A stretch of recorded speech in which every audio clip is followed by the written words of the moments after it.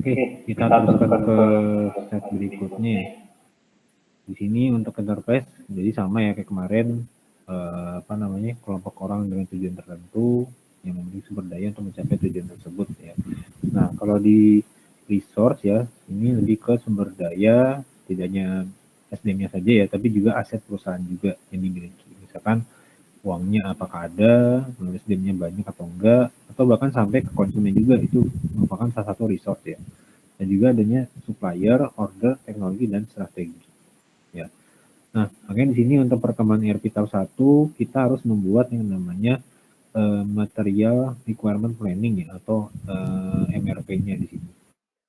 Di sini kita butuh yang namanya bill of material. Jadi benar-benar yang dibutuhkan itu part-partnya itu apa saja yang harus dijual gitu misalkan.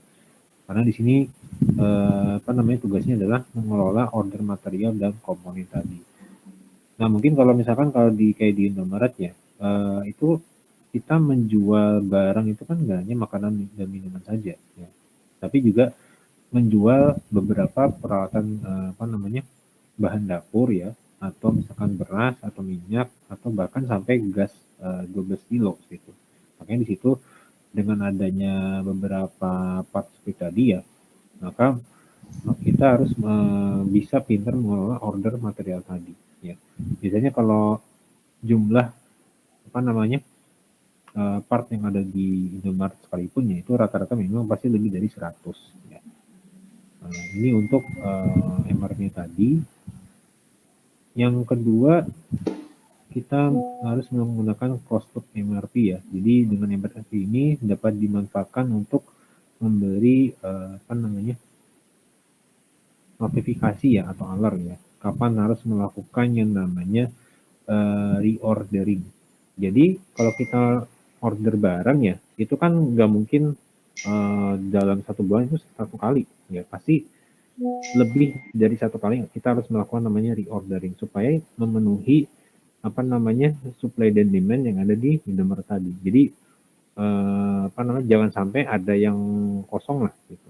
Karena biasanya rata-rata supplier itu memasok itu tergantung pengiriman tadi, apakah sedikit, apakah banyak. Makanya di sini kita harus pintar yang melakukan namanya reordering. Ya. Nah, yang ketiga baru di tahapan yang di sini itu perencanaan penjualan dan operasi antar muka keuangan sama simulasi ya. Ini untuk pada saat kita melakukan perkembangan ERP. Yang ketiga. Yang keempat baru di bagian ERP tadi sini itu lebih ke integrasi keuangannya. Ya. Yang kelima ini lebih ke extendednya ya. Jadi benar-benar di luar internal kita. Jadi langsung menjembatani komunikasi dengan supplier dan konsumen. Dan manfaatnya itu adalah ERP itu menawarkan sistem terintegrasi. Jadi dengan adanya satu sistem ini itu bisa dipakai semua user ya, baik itu staffnya, manajer atau bahkan direkturnya gitu. Nah, yang kedua, ERP ini memungkinkan integrasi itu secara global. Ya, jadi bisa jadi kalau perusahaannya sudah multinasional ya atau punya cabang di luar negeri itu bisa digunakan di mana saja. Ya. Ini juga yang ketiga, ERP ini tidak hanya memadukan data dan orangnya saja, tapi juga menghilangkan kebutuhan pemutakhiran dan koreksi data pada sistem yang terpisah. Jadi benar-benar update datanya itu secara real time. Yang keempat, memungkinkan manajemen mengelola operasi tidak hanya monitoring saja. Jadi benar-benar fungsinya itu lebih dari monitoring tadi. Ya. Yang kelima, membantu melancarkan pelaksanaan manajemen supply chain ya dengan kemampuan memadukannya. Gitu. Nah ini untuk manfaat ERP-nya.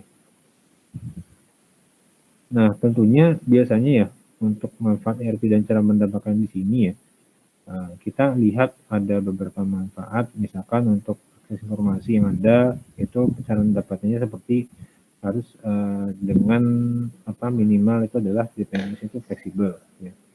Atau misalkan e-commerce-nya ini bisa juga digunakan kalau sebagai seperti kata akhir ya, seperti Tokopedia atau Shopee, itu cara mendapatkannya dengan menggunakan bisnis internet atau kultur kolaboratif gitu.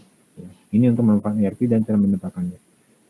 Dan kendalanya itu biasanya kalau tidak memakan waktu, mahal, atau bahkan sampai pengembangan kemampuan. Jadi solusinya itu bisa dilihat di masing-masing kendala seperti ini. Nah, jadi nilai keuntungan dari investasi ERP itu sebenarnya itu memang banyak ya. Setidaknya itu bisa menghemat biaya operasi sebanyak di atas 30% gitu. Ya. Ini. Jadi 33% itu lebih ke manajemen pesanan penjualan, yang ke 34% itu ke kebutuhan jumlah karyawan. Ya, karena kan ERP itu tidak hanya kita mengecek stok saja, tapi juga bisa melihat kebutuhan jumlah karyawan tadi. Ya. Biasanya kalau produksinya banyak kan kita butuh jumlah karyawannya juga banyak ya. Tapi karena adanya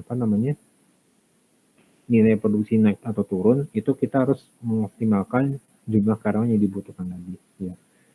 Nah ini juga dengan efisiensi ERP juga itu bisa meningkatkan jumlah penjualan, menambah daya saing, dan juga bisa dihitung melalui ROI ya atau return of investment. Karena di sini ROI itu adalah rasio antara keuntungan proyek dengan biaya dikeluarkan. Gitu. Biasanya kalau semakin tinggi rasionya kan itu semakin baik ya.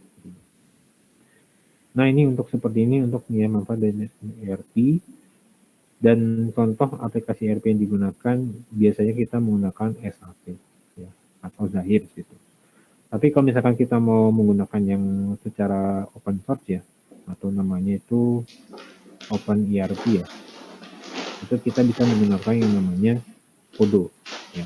Jadi benar-benar kita bisa secara edit secara langsung ya, di aplikasi yang bernama Odoo. Kalau di SAP itu ada timnya sendiri karena kan SAP itu berbayar ya. Dan berbayar itu bukan per aplikasi ya, itu berbayarnya per user gitu. Nah biasanya tuh harganya semakin tinggi semakin banyak fungsinya itu biasanya semakin mahal ya harga untuk satu user SAP tadi. Kalau di contoh yang ada di misalkan dealer Toyota ya atau misalkan Astra kayak Daihatsu seperti itu rata-rata satu user SAP itu sebesar 2 digit. Kalau tidak satu 15 juta ya per orang gitu. Belum dikali pegawainya yang ada di seluruh Indonesia. Jadi memang sebenarnya mahal tapi efektif gitu. Karena kenapa efektif? Karena bisa tidak dilakukan monitoring saja, tapi juga bisa melakukan yang namanya edit secara real time tadi. Nah, jadi benar-benar semua itu dikumpulkan menjadi satu. Nah, jadi benar-benar integrasinya itu dilakukan secara lancar menggunakan SAP yang ada di Astra tadi, ya, Toyota ataupun Daihatsu. Gitu. Nah, ini untuk contoh materi aplikasi ERP-nya ya. Jadi mungkin untuk perkuliahannya sampai di sini dulu ya, karena saya juga masih ada kegiatan yang lainnya. Jadi seperti biasa untuk setelah ini ada presensi ya untuk di kelas TIB gitu ya. Oke, yang pertama Gus Vina Kanibun ada ya? Oke, sebentar.